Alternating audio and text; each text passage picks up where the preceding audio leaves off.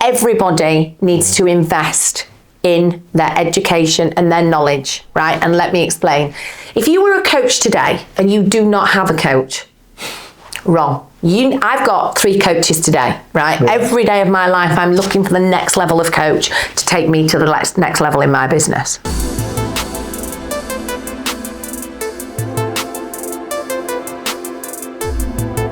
Hi everyone, welcome to the Next Level Finance Podcast, Series 3, Episode 1. And we've got a big one. We've got the title split queen here today. And get ready for huge value, and you're going to see all action out today. Hi everyone, as I said earlier in the intro, we've got the title split queen, Rachel Knight, and she's going to give us a masterclass of property strategies on steroids. Rachel, thank you again. Thank you, Z, for having me here today. And thank you for coming, and hopefully you enjoyed the hospitality. We always go on about. Wonderful. Z's wife is an amazing cook, and I have had just the most amazing Asian food today. Beautiful. Thank you. We're really humbled, and as we always say to people, you know, when someone comes to our premises, we always try to make them feel part of the family and the place, and Rachel definitely has enjoyed the experience. Hopefully. I've even got a doggy bag to take home to my husband. He'll be very happy when we get home with that. It's good, because I was like half expecting Andy to come. If you've not met Rachel, Andy's a husband, a lovely guy as well, and they've been making waves in the property world that we're going to do. So we are privileged and honoured to have one of the most known property trainers in the UK now with a very unique strategy, i.e. the title split, which we're going to touch on. We are. But we're going to start with quite a lot of things people don't realise. Yes. A lot of people see the end product, Rachel Knight, how she is now. Yes. But they don't see the journey, what it's taken to get here. Definitely so not. We're going to start with that. The first challenge, and I did ask her if she's happy with me to have this conversation. It's a bit of a deep one. Single mum at age 17. I was a single mum. Where was it in the country at the time? So I was living in Leeds. That's where I grew up. Yeah. So Leeds in Yorkshire. Yes. Single mum at the age of 17. My beautiful daughter, Kat. We call her Kat. Her name's Catherine, but it's Kat. Was an accident. She was a little accident, but the most amazing accident. As a result of this amazing accident, when I was 17 years old, I've got this beautiful 39-year-old daughter now. I've got 3 amazing grandchildren, and I also have another daughter, Natalie. But I was a single mum. And you know, I thank that every single day for giving me some of the drive and ambition that I have today. And I have had since I was 17 years old, because when I realised I was going to have a child, that baby became so important to me. And I decided on that day that I would never ever rely on anybody else to support my children. And I would be able to support my children for the rest of my life. And I set out on my life journey with that in mind. I was a mature 17-year-old, and I realised that I now had this little person to look after. And you don't mess around when you're a parent. Yeah. You realise that that's the most important thing that you will ever do with your life. Just to break that out, Rachel, that's just amazing amount of value drive you can see. You can see the passion, right? I sort of understand this a little bit because my dad passed away quite young, and my mum raised 6 in a country where her language was not the first language. So much influence from mums, and some, like Rachel's done as a mum, people say we've done be successful as mums. It's a massive thing. So how did you, at 17, you've got all these challenges, you're still learning, you're not even a technically adult in the country. Yeah. You've got a child now. Yep. How did you balance, so for the entrepreneurs watching who may be in similar experience from loads of different things, how did you balance being a mum and get the finances and try to have some kind of career? Wow, so let me tell you how it all started. Yeah. So I always knew that I was going to be a career lady. Yeah. So I was a mum at 17, and I was a school leaver at 16. So I decided that I would still have a career. So I worked at the post office, actually. Wow. So I had the job like a bank clerk. Did you? Yeah. I didn't even know that. Yeah. So there you go. I did it when I was just before I'm in university. I actually had 2 jobs. I'd B&Q, which I talked about, and I worked the whole summer at the post office to earn some money before I went to university. So I was working literally if I'm allowed to say, 50, 60 hours more. Yeah, I get it. Yes. Yeah, so I was a postal cadet. Wow. And that means I literally, if you tell me a town in the UK, I'll tell you which county it's in, which is quite funny. It's a really weird skill to have. So was it a sorting office? Yeah, I did start off there at 16, and then by the time I had my child, I worked in the counter side of the business. So I worked on a post office counter, like a bank clerk, really. Got it. And do you know what? I had to get one bus to the childminders, then one bus to work, then another bus back to the childminders, and another bus home. And do you know what? The hardest thing was, I heard some girls when I was 17 on the bus saying that I was pregnant, because I was a young pregnant lady, that I would definitely go on benefits and, get a council house and all those things, and everybody to their own. But do you know what? I thought, I'll show you. I won't ever do that. And of course I never did. And so I went back to work. I then grew my career. I went into sales, but do you know what? I've always supported my children, and it made me drive, because I was like determined. But in the early days, this is the really sad thing. These days women have access to, nursery allowances and childcare allowances and things like that. There wasn't any of that support then. So I had to pay for my childminding fees. I had to pay for everything. And if I'm really honest, I had far too much month at the end of the money. Right? And I'm sure there's lots of us in our lives that have had that experience. So you've not got enough budget, cost. Yeah. It's up to you if you want to answer this, because it's a quite deep personal question. How did your parents react to my parents were very, very conservative. Because you're naturally... my mum, I'm Irish Catholic, right? Wow. So mum thought I was coming to ask her to go on the pill. And she was disgusted at that. But I told her I was pregnant. Well, that was a bit of a shock. How long did it take her... It took them a while. They really were not good with this at all. I was from a very moral family background. Now, what I'm going to say is, when I found out I was pregnant, I found out there were lots of girls who'd been pregnant and maybe hadn't stayed pregnant, right? But I was from a very moral family, and I knew I was having my child. I would never have ever considered anything else. Wow. And, from that day onwards, I became the mum that needed to look after her children, because, of course, as a mum, that's your job. It's your job to look after your children. And when I speak to my mum about this, and my wife, obviously we've got two little ones, the mother's role is so important in the nurturing stages. It's probably the most important in the nurturing, and both parents. And when children don't have, like, both parents, the mother's burden, if the mother's the one that's generally taking over or looking after, is a lot, because you're having to be a dad and a mum, which is a difficult balance, as I said for my own mum. You do your best, right? You do, and you've done that, and then you're doing a career. And then I have a career as well, but also the big thing I'm going to say is both my daughters are very well balanced, amazing human beings. My grandchildren, my oldest daughter's got 3 children. Wow. My grandchildren are amazing human beings. And when you get to a certain age and you realise that your kids are okay, because as parents, all parents, we worry about our children growing up in society and what's going to happen to them. And both my children have careers of their own. Both my youngest daughter doesn't have children, she's only 29. My oldest daughter is 39. She's got 3 beautiful children. She's got a career. She's got a great husband. And I look and I go, I must have done something right. That's a huge achievement. And I always say to people, your parents, and this is a personal view on it, are your role models. Yeah. And how they illustrate, the mother and the father, you get characteristics from them. Whether you like it or not, that's going to have good and the bad ones. Yeah. So you went to corporate world after a big shock to the system. Yeah. And you said you spent 25 years in corporate. I can't actually envisage you. I'll be honest with you, since I've known you, it's been a couple of years now, isn't it? Yes. 2 years.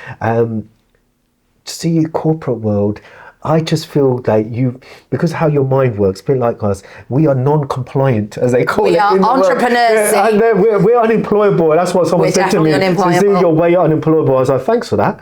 Right? So how did you survive 25 years? I have absolutely no idea, Z, when I look back. So I ended up my corporate life from 2000 to 2017. Well, 15, I completely left working for other people and started my own consulting business. 15 to 17. 17, I worked as a consultant, and then after that, I've had my own property businesses since then. Wow. But I was an entrepreneur. Yeah. I worked for Experian and Equifax, so I worked in the financial services sector. I worked with the big banks.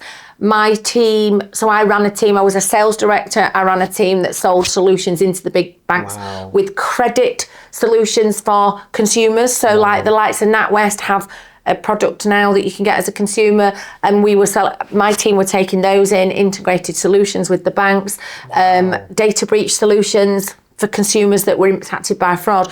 And actually, I'll just say on your podcast, I was really shocked. I was talking to somebody about this the other day.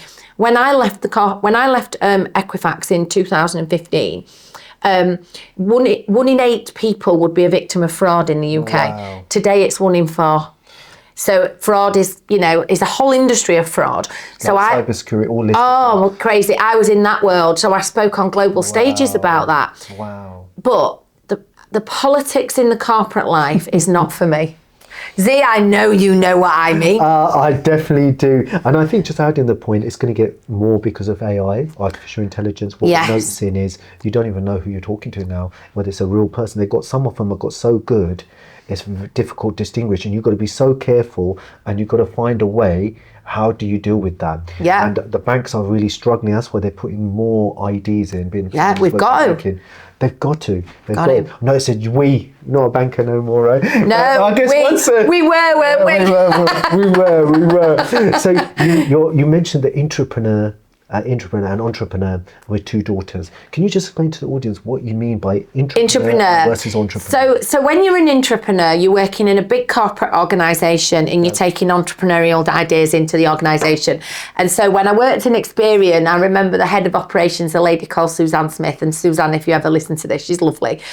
She lives in Nottinghamshire, where I live.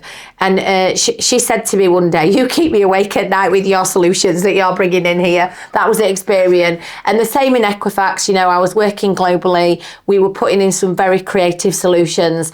But so the thing that I found difficult in there was that sometimes these people, that you can't get the decisions through. I did everything in the most compliant way.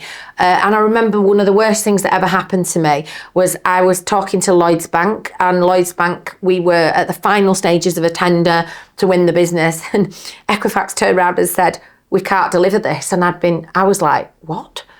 We can't do that. So for me, those decisions, it's very difficult because your reputation's on the line when you've been working with these. And I was doing everything through compliance. So I don't think it's hard to get those big ships. They're great organisations, but it's hard to get those big ships to turn. And that's why I like being an entrepreneur, running my own businesses, because you can move fast. I think you've hit a huge nail on the head there. And anyone's watching who's in corporate world, I personally have experienced that as well.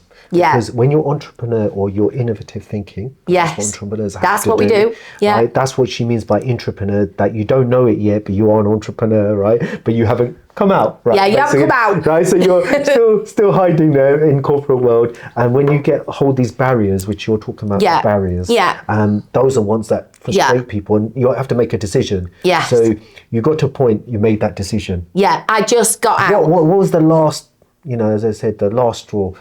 So I think that Lloyd's thing was, I was working for Equifax at the time, and this is no reflection on Equifax because they're a great organisation.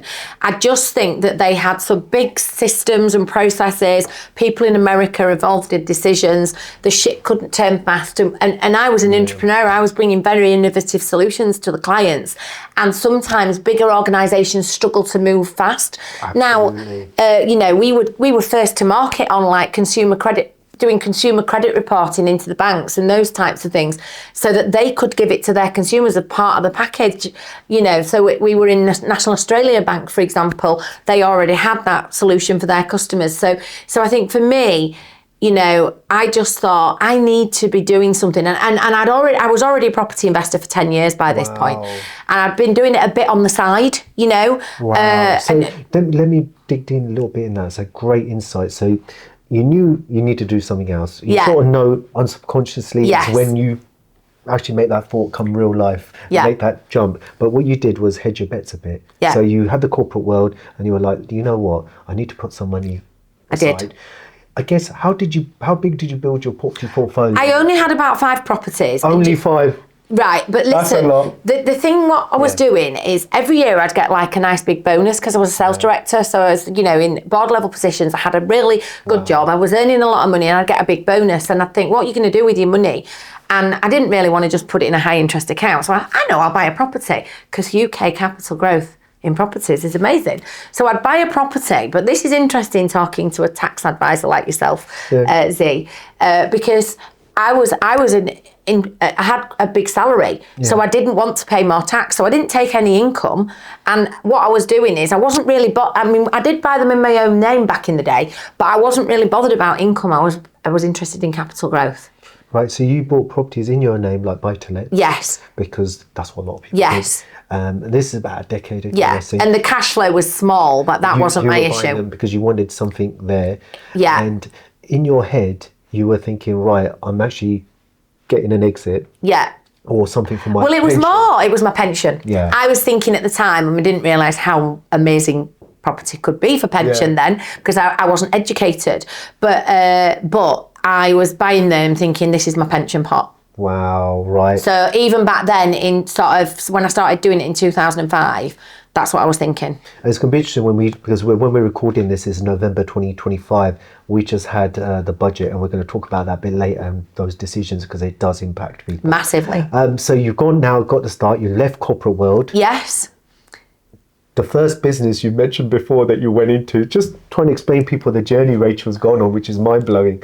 Tell me why you chose whatever your first business was, because you did mention, and I want to Right, so what I did, I set a consulting business. Oh, so there's a couple. So I did a consulting business for 2 years to get SA 302 so I could get more mortgages. Now, this is really important. Yeah. We need to show self-employed income when we leave a big corporate career to get mortgages. So when you say consultancy, are you talking about set up a limited company, provide consultancy to corporates? I've still got the company. Right, and I set up this company and we were VAT registered, but we were providing consulting services to other companies. So in that, I did that into the credit bureaus, funnily enough. Yep. So I've worked with all 3 of the consumer credit bureaus. Rates. Yeah. Great money, less hours, great. But you're still a job because you're still exchanging your time for money. Yeah, right? You just get a bit more premium, but it's more risk as well. It's more risk, but then, so that was that, and I was doing that, and I worked with a press regulator as well, which I mentioned to you earlier. Wow. So I helped set up the first press regulator, and I helped them get on the map, which was great, a great experience, a scary experience when you see what the press get up to. But then all the time I'm starting to build my property portfolio, and here's the key. Getting educated properly to replace all of my job income with property income. Really good point Rachel's made. When did you, because you bought property and then got education, right? So 2005 to 15, I didn't acquire much because I wasn't educated. I was an amateur investor, lots of them. And these are the ones who are going to be hit hardest now and probably going to leave the market. Then I got educated between 2015 and 17. I spent quite a lot of money on my education. Best thing I ever did. It was. They're gone now. They were called Tigrant Legacy, right? Yeah. And they then became something called Asset Academy, and they've now gone. They went bust. Yeah. But they were good, and they taught me a lot of strategies. But the only thing they couldn't teach me was what I really wanted to do, which was create blocks and split them. Wow. So you've done the education. Yeah. Then you were like, oh, this property could be. Then you took the jump. Yeah. You got 5 properties. Yeah. Really cash flowing. Yeah. I actually sold those. You sold those. And used those to invest properly and invest in my limited company. Wow. So corporate structures. And now you're starting entrepreneur. You've done a bit of consultancy. You mentioned a cleaning business. Oh my God. Sorry, I'm on. Yeah, he's right. He's got to say it. Right. So he knows this because I've told him this before. So for some strange idea, I'm an entrepreneur. I thought I would start a cleaning business that I would franchise called Landlord Cleaning, right? Oh my goodness. As one of my coaches said to me, a stuff and messes business. More people, more process, more people, more process. And I had this idea, and we were VAT registered within about 3 months, right? So it was all right, but it took me about 18 months to realise this is not what I wanted to do with the rest of my life, right? So we'd already been building the property portfolio. If you think about the property portfolio as the wealth we want for our retirement, right? And and I'm running this cleaning business with my husband. What was I thinking? So who's your husband now? Yes, yeah. Andy, yeah. I think there's a really huge point, because I remember speaking to you about this, and this is really good for the audience, is why you changed your decision, because you invested in knowledge, right? Yeah, so your coach was I had a coach. So this is the point. Everybody needs to invest in their education and their knowledge, right? And let me explain. If you were a coach today and you do not have a coach, wrong. I've got 3 coaches today, right? Yeah. Every day of my life, I'm looking for the next level of coach to take me to the next level in my business, right? So I had a coach. She's an amazing lady called Cherry. She's South African. And I met her through investing with another guy where I got a load of celebrity branding in the States, and I met this coach, and she's amazing. And I was having coaching with her, and I was having coaching on as an entrepreneur on how I was building my businesses. And she said, tell me about your property business, babe, Rachel, because I'm talking about this cleaning business. And she didn't want to be as blunt as she was, but then she was very blunt. She said, why are you running this cleaning company, right? She called me out, and she said, tell me about your property business. And I explained to her that in 2017, I was title splitting small blocks of apartments. And she said, oh, so did Tigrant Legacy educate you to do this, Rachel? I was like, no, they taught me everything else for that 30 grand, but they couldn't teach me this. So she went, hang on a minute, you spent 30,000 on your education, Rachel, and went, they're rubbish, them HMO strategies and things. You don't want to do that. You want to do this instead. So what did you do then? I said, well, nobody could teach me how to do it. I mean, nobody. Yeah. And I was like, are these people mad? Don't they want UK capital growth? Capital in the UK is growing by hundreds of percent in 30 years. So 400% in 30 years, right? And people don't understand that their sui generis HMOs and their blocks of apartments are valued in a completely different way, which doesn't give them capital growth. And I'm like, do you know what? I'm doing this. So my mentors couldn't teach me. So I went out. Just on that point, really huge point. What Rachel's saying, every 7 to 10 years generally, I know it's gone different in London now, in 2025, they double. And this is what's been happening as a compound impact. And Rachel's understood this and realised not only capital growth and cash flow, she could do both in this strategy. And she's gone then developed it, but it required that push from the coach. It really did. Because they gave you that. Well, she just said to me, so you're doing this in your property business? And I went, yeah. And she said, wow, Rachel, why isn't that your business, teaching other people to do this? You can also see, just as I said that, if anyone's watching, did you see the passion? The cleaning was, I couldn't believe he said that, right? And then it was like, woo. And that is exactly what you get, all action. Just that. Yeah. Alfie, cut on that, right? For later, that's going to be a really important cut. So now you've got your idea concept. You've been working on it. I've been building it anyway for myself. How did you build the intellectual property IP? What I mean by this is, in your head, how did you go for people watching and trying to do something that's different, which her strategy is, and I've been fortunate to speak to many entrepreneurs in property world, trainers, they've not really done this, or they've done one part of it, is how did you deal with this? Because you're not replicating something really for someone else. You're creating a total new thing. How do you go about even doing that? Well, you've seen me on the stage take deals that I've never seen before and structure them within minutes, right? And because I have a mind that likes to do challenging stuff anyway. And so for me, I built this. So I bought all the domains for this in 2018. I knew I was going to do it. I started the business in 2020. So I put all my ducks in a row, built all the IP, built all the intellectual property, started to pull together all of the ways. By the way, so in titlesplit.com. Titlesplit.com. That's the domain, right? That's it. That's it. That's Can't what we miss are. that one. Titlesplit.com. I mean, we're everywhere. That. Once you see us, you will see us. So I asked a commercial property lawyer to come into the business with me at first. Although, if I'm really honest, she's a lovely lady. She's retired now. I had to teach her some of the things to do. She knew how to do the legal stuff. She didn't know how to structure these deals. And this is the key. It's the key to title splitting is in everything from the structure to the power team, which is massive, and we'll talk about that in a minute.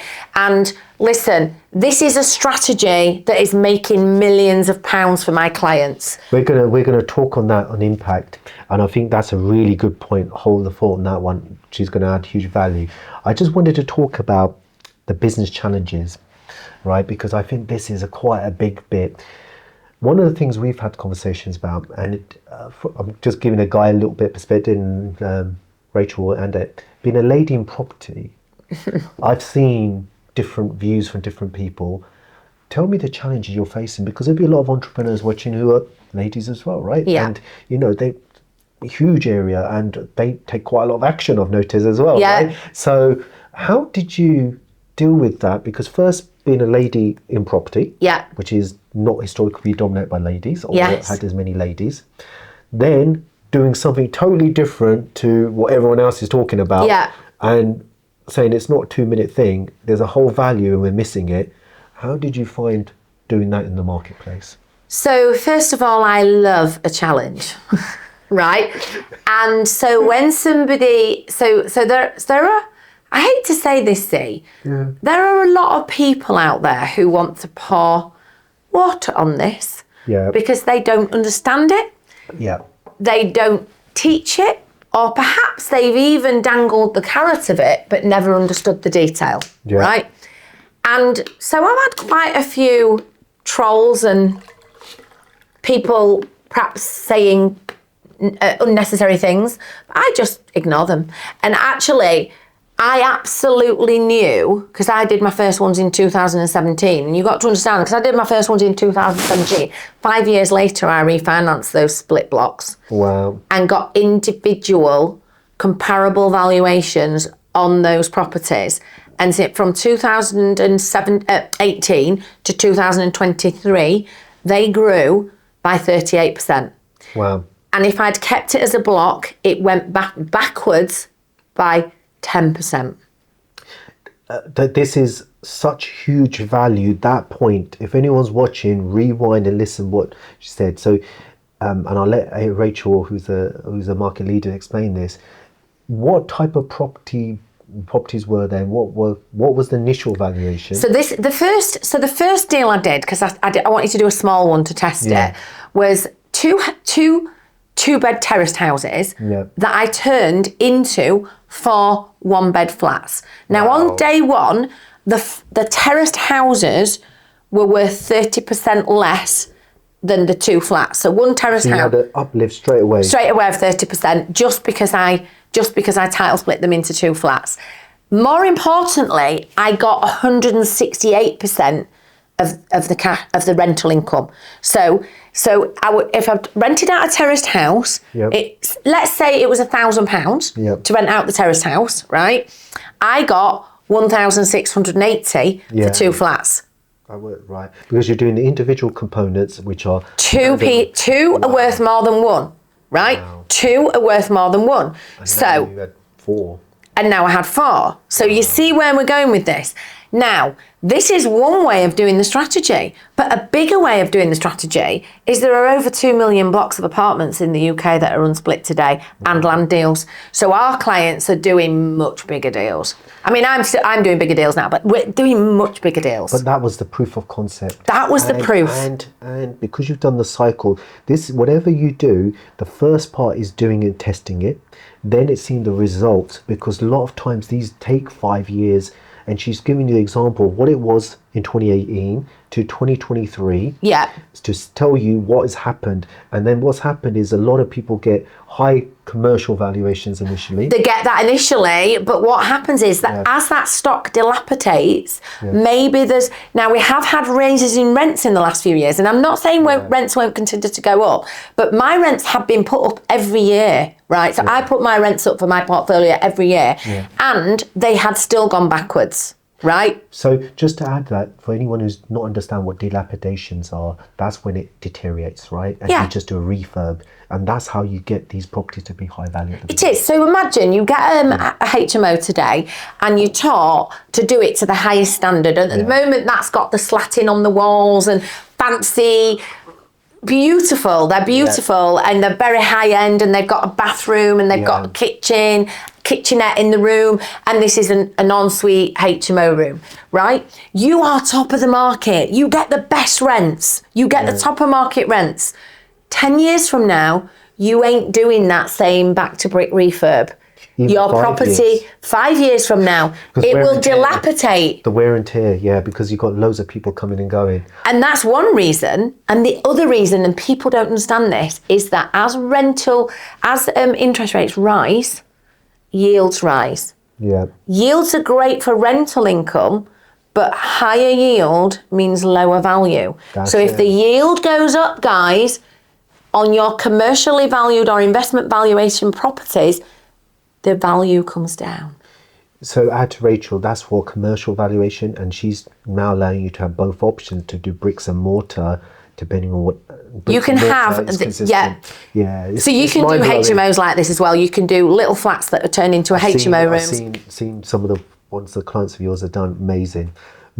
I want to get on to another bit. Is part of this, areas that we were looking at is, without unknowingly, and it's a quite important topic for me, I know we had a conversation about loads of different stuff, is unknowingly or knowingly, you have created a very diverse community. I have. And I've got to say, this is me talking out loud here, this impact, I've seen personally this myself. And, and I don't think Rachel's even knows she's done this, to be honest. I don't know. I get your view. When you look at a group and you've got people from male, female, different diverse groups all over the country, probably all over the world, to be honest. We'll get on to that. How did you go about doing it? Because that is quite unique in itself. That's a huge achievement, by the way. Right. So there is only... Right. So this is really important. Yeah. We mainly work with existing property investors. We do have beginner stuff that we can help people get going with, but that's not our focus. And I work with nice people. So I know this sounds crazy, because I don't think you'll get many people who run property training companies, and I can think of some out there. I believe in education, but there are some that don't care who they sell it to and how many fail. Yeah. So the first thing that's really important to me is I don't want course junkies on my working with my business. I want people who are ready to take the next step in their journey, that we can truly help to make money and make their lives better and make their families. And please go and check my reviews on my website, on Trustpilot, on Google, find out what people say about us, because that's the key, right? It's what my clients say, it's not what I say.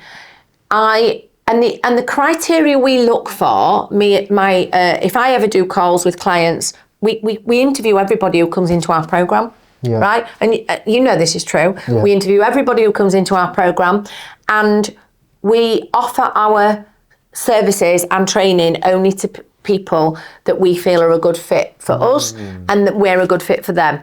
And by that very nature, and my brother said this to me recently because he came to one of my events, it means we've got a lovely community. Yeah. And how can I say this?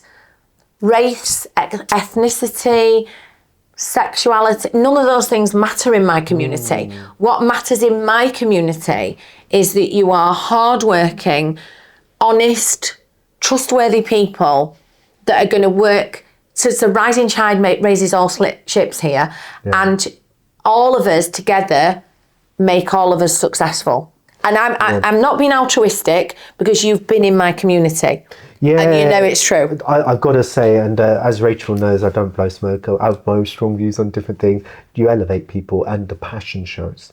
And being able to say to people, because you care, and sometimes it's not something they want to hear, but you're being honest and transparent for your view, and still keep an open-minded in case you get it, because no one's perfect, including myself, right? You've got to have the open mind to think, this is the approach. This is what I'm going to try, and I'm trying to get the best for that person. Yes. And I think that's how I feel you've created that. And we can talk ages about that. That's amazing achievement. I think the other bit is, we're talking about impacts, obviously Corinne. One of the biggest impacts, and we were touching on it before, is impact on wealth of people. Wow, I love it. Especially in the current world, where apparently I've just swore by saying that. In this no, you say it. Wealthy, wealthy, wealthy, wealthy, wealthy. How dare you talk about wealth? I just had someone actually say that to me, some people, and I was like, sorry, what are you doing? Why are you doing it? Okay, right. So give us an example, because you were touching on there, on some of the projects and the impact on that wealth. Yeah. Because you've got so many examples. Just to mention to the audience, doing a title split strategy as on top of different strategy like commercial resi, HMO split to obviously splitting them up into different units. What kind of wealth have you helped create to people? Just give some examples to the audience, because people are like, what are these guys going on about, this title split business? Do you know what? I'm going to say something that's really important to me, Z. When I die, nobody will say she had loads of money. Nobody will care. Yeah. Right? Nobody will care that you had loads of money or you had a nice car or all those things. They will care about what you did for them and their families and their future. So it's about legacy, isn't it? So I have clients who've come to me, and we have different types of clients. We have clients who come, who get educated and understand how before they go and get a property of this type, right? And we teach them to find certain types of properties. I have clients who come and they've already bought the property and they are struggling because they are struggling to get this deal done and they are going round in circles. And I'm going to give you an example. I've got a client who you know who came to us. They'd already got the property. They'd 3/4 refurbed it. It's 7 amazing units on one piece of land. So title splits are not just blocks of apartments. They're land deals with barns on. Developers have done loads of houses and then decided to keep them and not sell them and kept them on one title. There's lots of those opportunities. And this particular one is 7 beautiful units that have been developed to the highest standard, right?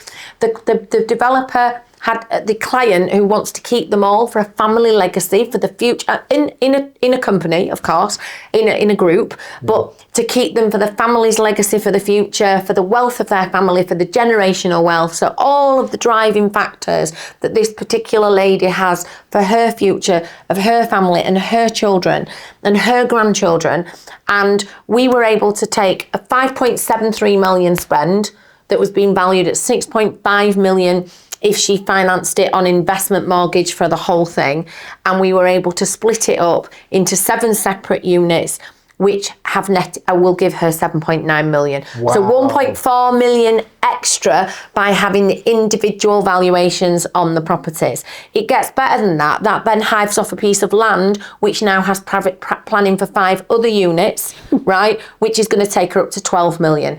So when people, I chuckle. So on that example, just for the audience, right? She's gone from something that's probably 5-6 mil. Yeah. And doubled it. Yeah. It will be 12 million that she gets out of that. She's not finished the other 5 units yet, but. And then we look another 3 to 5 years, I bet you would have doubled again. Well, more importantly, I was actually in one of the banks in the last couple of weeks.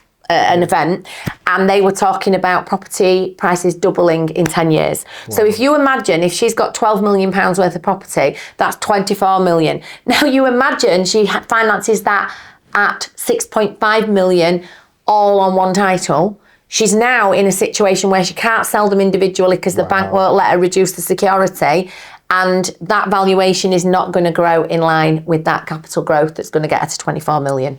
That leaves us nicely onto the next bit, the impact on the property industry. How are they dealing with the hurricane, the title queen, the script queen, Rachel Knight, with the change of mindset? You're a very confident lady, I was actually a younger lady. Yeah. Right, very confident person, huge amount of knowledge, doesn't forget much, and does a smackdown on people. People seen that, right? That's quite a shock to a lot of people in the property industry. Yeah. How do you overcome that? And because this to inspire others that it doesn't matter who you think or what your background and what you think about. It's all about this, and how do you do it? Listen, I'm going to give you a really big example. This is really big to say this. Yeah, one particular guy who thinks that he knows about this strategy in a company that does training. Yeah. It's not the owner of the company, but let's say it's one of his people around him, right? Came and tried to intimidate me at a London show once by crossing his arms and trying to stand there going like this and stamping his feet, right? And nobody will intimidate me. So I just performed, but thank you very much for giving me the opportunity to perform more, sir, because you came and did that. Because it didn't make me look silly, it made you look very silly. So that's how I see it. Nothing bothers me like that. I'm quite thick-skinned. I'm a bit of a rhinoceros. He then recently attended a webinar on this for 2 hours that I did with a magazine. Wow. And he didn't realise I realised he was there watching it. So I'm just going to say, if you want to go and come and find out what I'm doing, please come and ask me, sir. But what I'm saying is, I think I don't mind. See, I'm a disruptor. Yeah. I like to disrupt. I like to do something different. Why on earth would you not take 2 million blocks of apartments in the UK and add billions by title splitting them? But also creating units for many other people to consume where we're saying we've got a shortage. It's just people. And I think the value is huge. And I think it needs us nicely onto the other bit. One of the things I think is a cornerstone of your community, from my experiences, is somehow you created a team of specialists. All right? And you got working professionals or professionals who are hard work. Not just saying my profession, right? Others as well, right? And you've got people together to create some unique IP, because that only happens when people work together. And it's very difficult. I think there's like 13 aspects I remember when you were going through all the sequence. And you've got different people to be able to understand that the collective is worth more than the individual component by providing the right service for people. So everyone wins. The consumer and all the professionals. How did you, and how long did that take? So the first thing is, I've been in leadership for 30 years. Yeah. So this is about leadership, isn't it? Yeah. That's the first thing that I say first and foremost. And I feel like everything that I've done in my life has brought me to where I am today. But what I am going to say is that in 2020, when I started this company, which was founded in 2020, titlesplit.com or Titlesplit Limited, I realised within minutes, within the first few months, that if we did not train the professionals to work on this, as in the solicitors, the accountants, the brokers, train them to do this in the right way for property developers and landlords, they would not perform for my clients. Because I knew from the very first deals, even though I had a power team that were good for me, they weren't necessarily the power team that I kept going forward. We've got much better power teams now. But I realised if I did not have those professionals all working together, my clients would not get their deals done. Because so many people believe all they need to do this is a solicitor, it's a misnomer, it's a load of rubbish. And solicitors don't even know how to do it. And certainly the PI the professional indemnity of a solicitor does not cover them doing all the structuring that's involved in a title split, right? So I am going to say that there are so many moving parts in this strategy, and so I knew that if I had the right cohesive power team, so for 5 years, I have worked to bring together some of the best people in this industry to work together. Now, you try to get accountants and solicitors to work together, right? In a cohesive team. And it's not just he's in the accounting sector. is not just those people, it's all of the teams around them, because there's a wider team. I have an A team, I have a B team, and all these people have to work together in a cohesive way. And that takes leadership and management. It isn't just a case of me going out, speaking to the local accountant, for example, and saying, do you want to be in my power team? Brilliant. Give me 10%, you can be in my power team. No, I train them. They have to pay to come on my training. I then work with them on deals. We are, what did somebody call me recently? I'm the conductor of an orchestra, and all my power team are the musicians in the orchestra. I'm the musical director, and I make sure all the pieces are there so that the power team can absolutely perform to their strengths. Yeah, I think she's hit the nail on the head, and obviously you can see she had quite a lot of fun getting all those preparations, because it is hard work. But I also, it takes a lot of humility and humbleness as well for people involved in all aspects, because you have to know where your strengths are and the other person's, and be able to, as I said, elevate other people. Yes. Because if you don't, it falls apart, doesn't it? So I think that's the big one. And we're going to go on to the next part, which we love, is what's your approach, right? And one of the key things that you obviously, I remember meeting you, I think it was SAS London 2023. It's quite I'm just for a couple of years. And relationships. You're very good at developing and building these relationships. Can you share with the audience, how do you go about this? Because everyone always asks, how did you get that relationship? What did you do? For me, it's see what's really important is you don't always have to agree all of the time with the relationships that you have. Absolutely. But you have to have trust. Yeah. And you have to know that the people you're working with, they trust you and you trust them. Yeah. They've got your back, you've got their back. Yeah, absolutely. We all, I come back to, and I go work with Adrian, and we talk about this, but it's his saying, a rising tide raises all ships. We are growing together. We are learning together. And I think that relationships are key to that. And anyway, wouldn't it be awful if we had to work with people we didn't get on with? Do you know what? I think that's one of the most important things of being an entrepreneur, learning that if you're not getting along with the people, in the longer term, that relationship doesn't work. It's true. And if people don't respect, and there's not mutual respect, it's going to die. And I think this sounds like common sense, but that's a big takeaway. Also, I've noticed one of the other things you've done, and we're going to talk a bit about Thailand here, you've gone to a different level with some people with relationships. Yes. And I think you mentioned Thailand, because you've been in Thailand recently. I've just come back from Thailand last Friday. Right. And then I'm going to Antigua on Saturday. Wow. Well, that's a non-negotiable, isn't it? Travel. Yeah, When you're an entrepreneur, you have both UK and international. Yeah, and Thailand was a business trip actually. But let me tell you, so and actually Antigua is a holiday with my husband. Yeah. But let me tell you, I think that I'm going to be doing retreats for my clients. I believe that it's about retreats. My clients are another level. Yeah. I mean, my clients are amazing and they are another level. And some of my clients probably want to take it to the next level. Yeah. And we've got some amazing things that we're going to be doing that probably I won't share at the moment, but you will find out about them in the fullness of time. And so this retreat was looking at how we could add health and wealth together. Wow. And so I went on a retreat with one of my clients, Sophie, who's lovely. And then I'm also her client, and we went out there and we were looking at the health benefits of doing retreats. And then probably next year we're going to do a retreat with our clients, but it will not just be so many business people look after their business but don't look after their health. Yeah. And we need to put the two things together, because let's be honest, if we're going to build this wealth, whether Rachel Reeves likes it or not, we are going to build this wealth, right?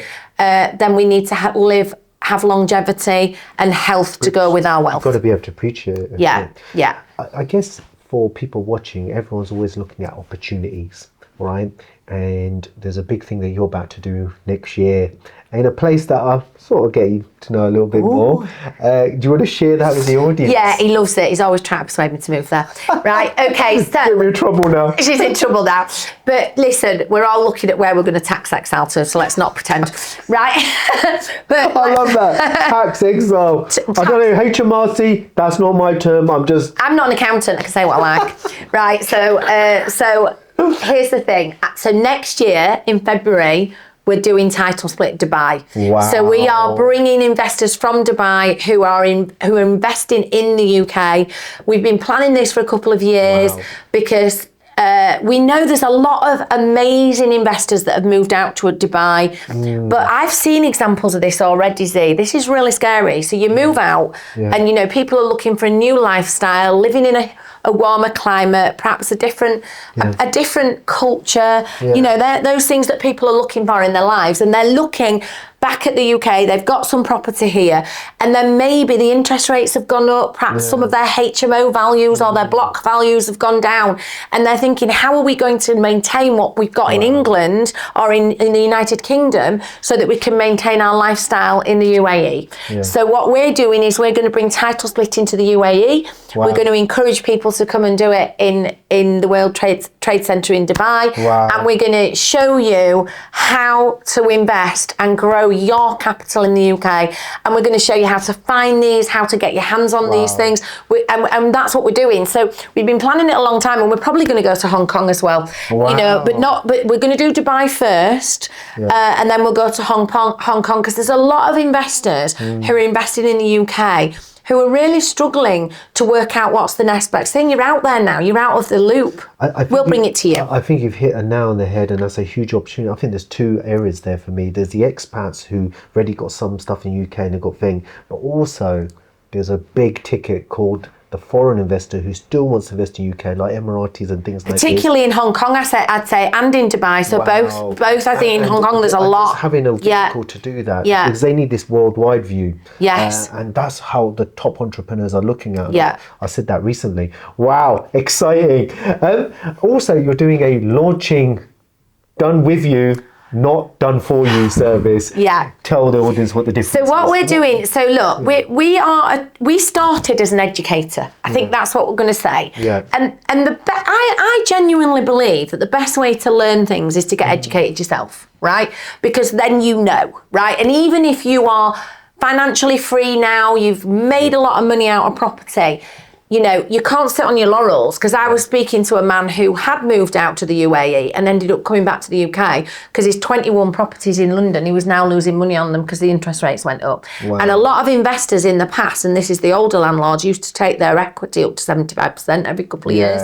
And it's a dangerous way to do business. You know, you can't afford to do that. You need to be lowering your LTVs on your portfolio. I think also they've got another problem, and we're touching a little on the tax bit, which will go on them, is if it's in your own name, that's a lot of problems. And it was. And he'd had to come back to the UK, and now he was paying 68% tax on his properties. So what I think people need is an opportunity to grow their capital, to grow their cash flow, to have strategies that grow in line with capital growth, and not find themselves in this position in 10 or 15 years' time where they're in negative equity on their portfolio in the UK and have to come back here. Huge. We're going to touch the tax section.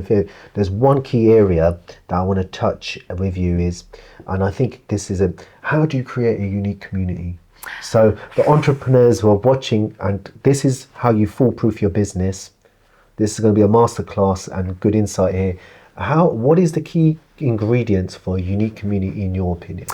I've got a community, but it's behind the scenes and behind the paywall. So there's a lot of people out there at the moment trying to create themselves a run rate revenue model. I'll call it that. Look, I'm a businesswoman, I'm an entrepreneur. And I've looked at all the models, and I'm going to use an example. The company that was Tigrant, that then became Legacy, that then was Asset Academy, then went bust. It nearly went bust every single time, and their business model was wrong. And their business model took all the revenue up front. Wow. Right? And they continued to do it, and there are still companies in the UK doing that today. There are clever people in the UK who have built revenue generation models through membership models, right? I'm not going to, so there's two different models. They're completely different ends of the spectrum. My business model is a hybrid. That's all I'm going to say. And my community was always a plan. But you know what?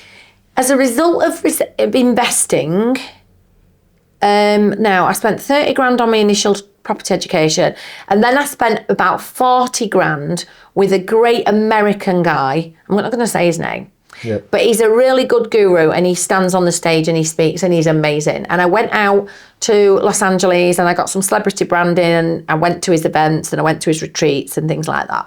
I went to his house. He taught me to have multiple different ways of engaging with our clients, right? And what I've done, and this was really important to me, because so many people go and do property, and then the relationship with whoever they've had their education with, learned with, falls off the end of a cliff, right? And they don't get any ongoing support.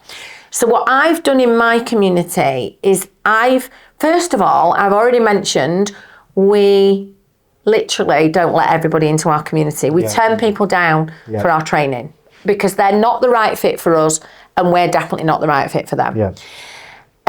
So we choose the people that we work with, and that then they then become part of a community that's an ongoing community, and we meet 4 times a year.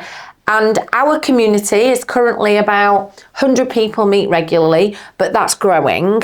And we do live deals in the room. We support each other. We use the rising tide raises all ships. We're driving for growth.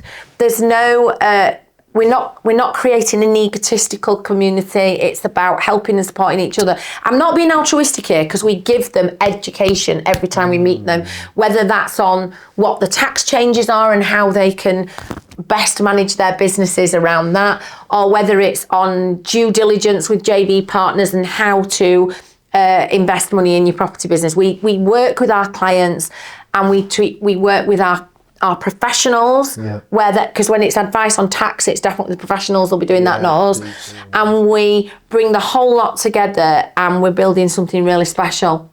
The way I sort of look at this, if I can sort of summarize on it, is that what you guys are doing is you've got a clear, defined strategy that works in a number of different situations. You then give that community to be able to get access to the right people over a regular period of time without just leaving it to them and it falls over. Because it's not easy to implement. It's just not going on a course. It's how do I consistently... We bring the power team into the room. We bring clients with very complex deal scenarios, and we do this live at the front of the room. She does. With 100 people, and show them exactly how to do it. And debates. And we have debates, and we work out if there's a bit missing, how we can fix it. What areas? And we do this live. And I challenge anybody to know this. We are not a master of all trades. We teach everything, but the heart of what we do is around breaking up properties to make multiple revenues out of individual units. That's it. And as long as that's at the heart, whether that's commercial property, residential, mixed use property, commercials to residential conversions, all of it, we do that live at the front of the room. And it's a community that once you're in it, you don't want to not be in it, because you're learning every time you turn up. Go and look at the reviews, you'll see. Yeah, I've been all part of the audience and contributed to that, and I can definitely say that's the case. We've got to do our tax section now, because, and everyone loves this part of the thing, especially with budget 25 just happened, literally happened just recently. Give me your take on the budget. I know you have a unique entrepreneur approach. What was your budget on UK budget, November 2025? What's your take on it? So I posted a YouTube video on this yesterday, because it was yesterday, and so did Z. Different angles, which was great, because we do different things. But my view is, I can say, I have no fear of saying anything, because you see, I'm not regulated by any tax authority, right? So let me tell you. So first of all, my name's Rachel Knight, and her name's Rachel am I allowed to say thieves? Yeah. No, I'll say, is it Reeves? Yeah, I just had a slip of the tongue there, right? Let's put it like this. I honestly, I understand we need to pay. You know what? Actually, I'll go so far as to say, I was talking to my brother on the way here today, and he's a high net worth individual, as we all are. Yeah. And he said, I don't mind paying more tax, Rachel. I just object what they're doing with the money I'm paying. Right? Wow. And it's a really interesting point because he's owned his own businesses for years and, you know, he's very wealthy.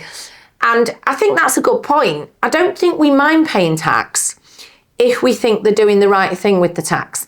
But when we live in a country where we reward people who don't work over people who do work, and actually let's just talk about the tax threshold, leaving them where they are, you might have increased the minimum wage, but you've just taken it off them in the next, you know. I'm going to talk about landlords, right? Yeah, please. We've punished landlords already by taxing their mortgages. Yep. Right? We tax a payment. Do you understand this? If you're not a property investor, you need to understand that they're being taxed on their mortgage. So I pay my mortgage and I pay 20% tax. If I'm a 40% taxpayer, I pay 20% tax on my mortgage. I don't, because I don't own any properties in my own name anymore. But ultimately, we're now going to punish them further by making them pay 22% tax, then up to 42% tax, then up to 47% tax. Okay. So these people, landlords, are not sponges, right? These are people that have taken their hard-earned savings, and I think my bonuses when I was in the corporate world, and Andy and I have built our portfolio and worked very hard to build that portfolio, you know, and I can tell you now, if you're really a property investor, you'll know what it feels like to have too much no money left at the end of a project and looking for the 10p's down the sofa. I say this to my clients and they laugh and they go, that's real. Because when you're at the end of the project, even if you've got an investor, you're still chucking your money into the project, right? And you're running out of money. And no matter how good you are at property and how big you do deals, property investors run out of money. And the reality is that's a pain you felt. And now you're being punished for doing that. You're being punished for providing homes that consecutive governments have not invested in the social housing sector. They haven't. But we're to blame. We're to blame for providing homes for people to live in. Now, I'm going to say, if you want to manage the slum landlords and get rid of them, why are you hitting everybody? Yeah. Why are you hitting everybody? So I'm going to say, I find the tax toxicity of the Labour government, the anti-entrepreneurial Labour government, the lack of understanding that if you make me pay more NI on my employees, I'll have less employees, so less people will be in work.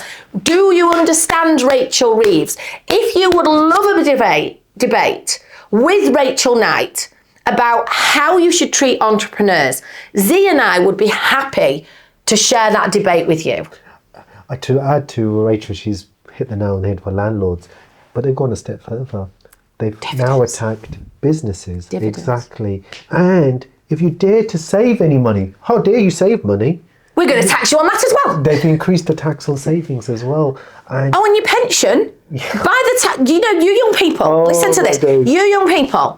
So every penny you save over £2,000, they've put a stealth tax in called national insurance, right? And they're going to tax you on salary sacrifice over £2,000. But that means that, now, do you really think when you're 25 there'll be a state pension by the time you get there? Because I'm going to tell you there won't be. So now they're punishing you for saving towards your pension. Yeah, so that salary sacrifice, really good point. It's where people are getting an additional benefit of national insurance savings as well as income tax savings, right? And they had a conversation in 2017 about this, and they decided to leave that. It is a little loophole, but it was something to promote people putting money, sacrificing their salary, so they get double, and the employer was saving employer national insurance. So what they've decided now do is no, we can't have that. So they've capped it at 2,000. Above that, what you'll have is still the income tax saving, but not the national insurance.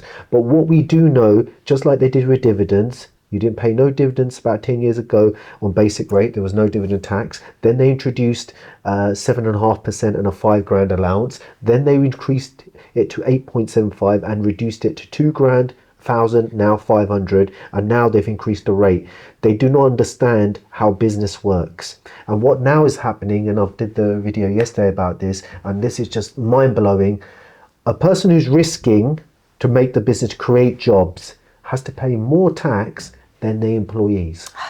And I just can't understand what planet there is. I've done the numbers. It's about 1,800 up to 50 grand. And if you did put in 100 grand, corporation tax and dividends, you'll pay about, I think it's 7-8 grand more in tax.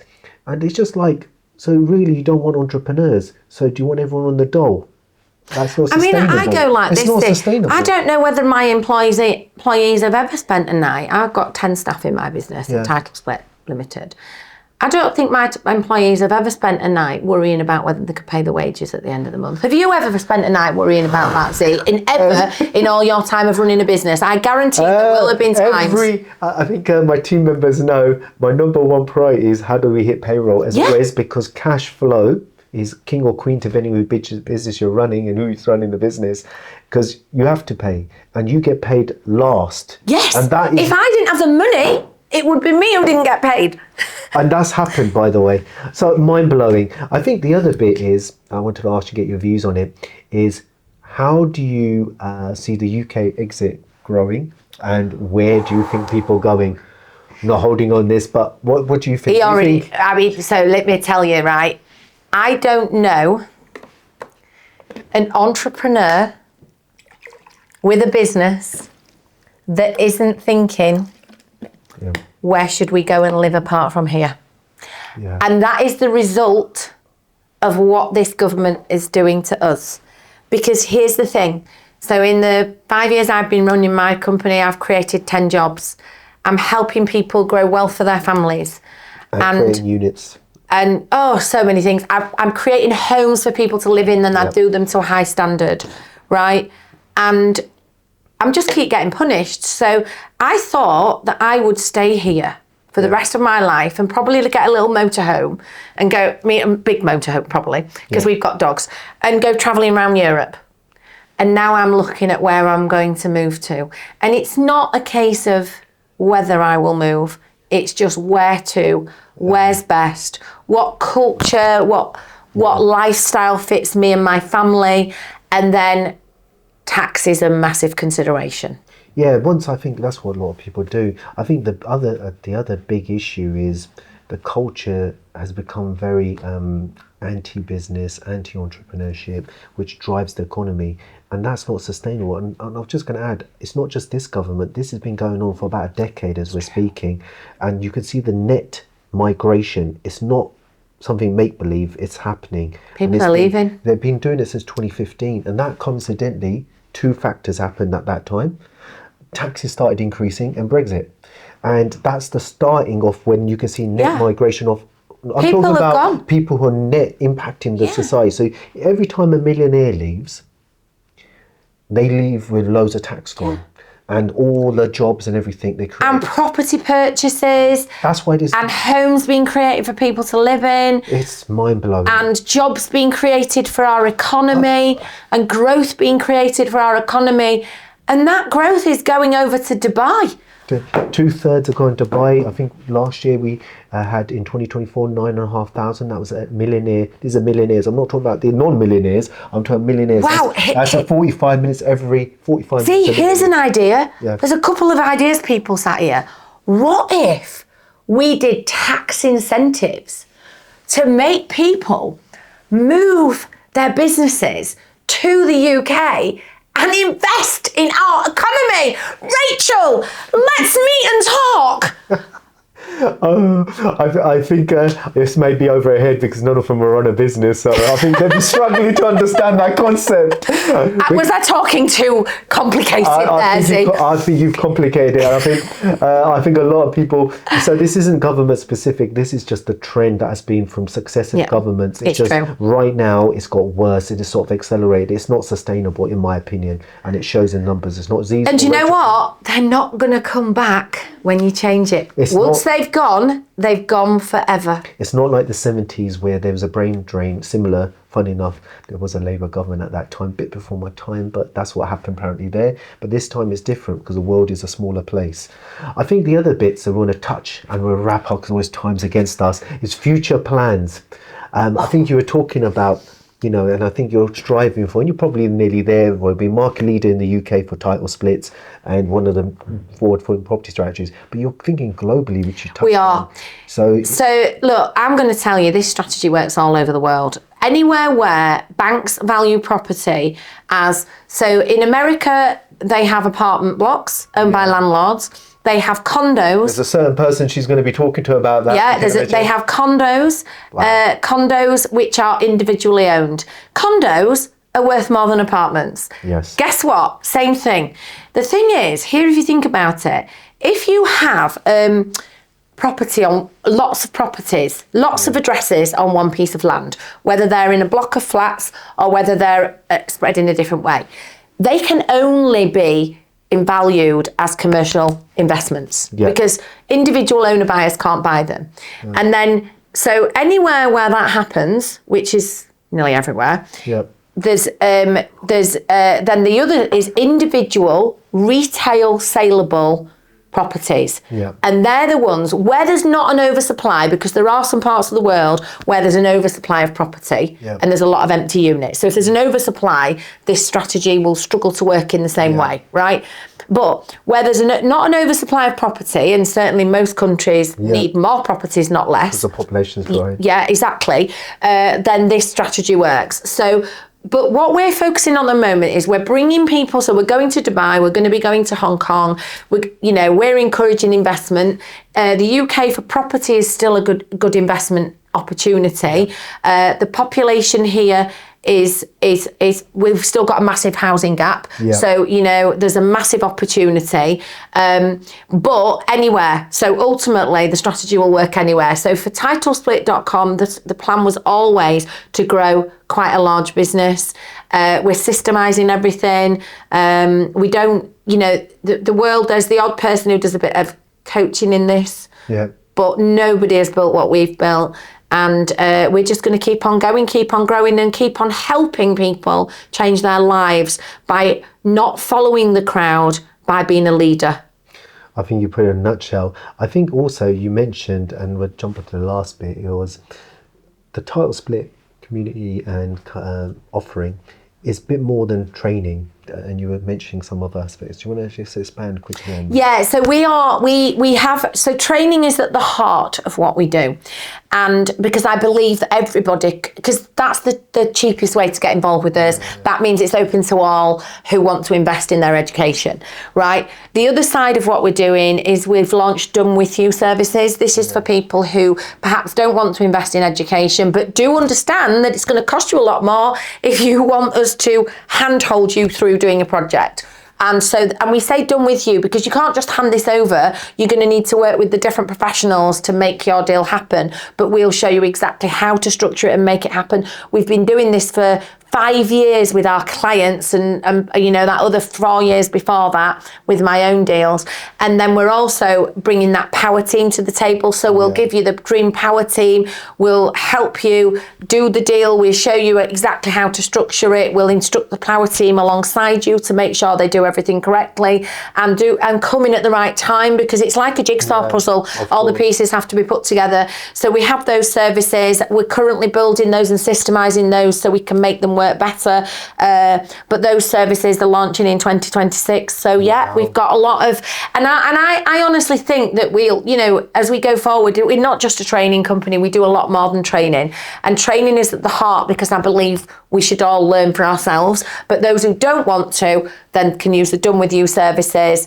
And globally. So. Just to summarise what Rachel's key things is, it's not just the training, because a lot of people then don't implement action, and she's doing the service delivery to help people who may not implement and grow their wealth and get the full benefits. She's helping them do that, and I think that's a huge area. So not only you've got unique property strategy that can be used in so many different ways. It's also making it getting over the line. It is. And that's, I think, a differentiator. And we do that with our clients. So what I need to say, our training clients don't just get training, we help them get their deals over the line as well. So we're not just an educator. I mean, you hear there's educators out there, there's good ones, there's good educators out there, and there's ones I hear horror stories about, okay? And it's up to you to do your research. But ultimately, we educate you, and then we handhold you to get the deal done. It's been an amazing podcast, and you watched this and it just went like that. We're going to tag Rachel in. You'll see it across all the socials. Great value, Rachel. Thank you. It's been so good. Thanks for having me. Thank you for coming, and the audience are going to love this. If you enjoyed this, please do love this video by subscribing to us and giving us some comment feedback at the bottom. I hope you enjoy the Next Level Finance podcast, Series 3, Episode 1. Have a beautiful day.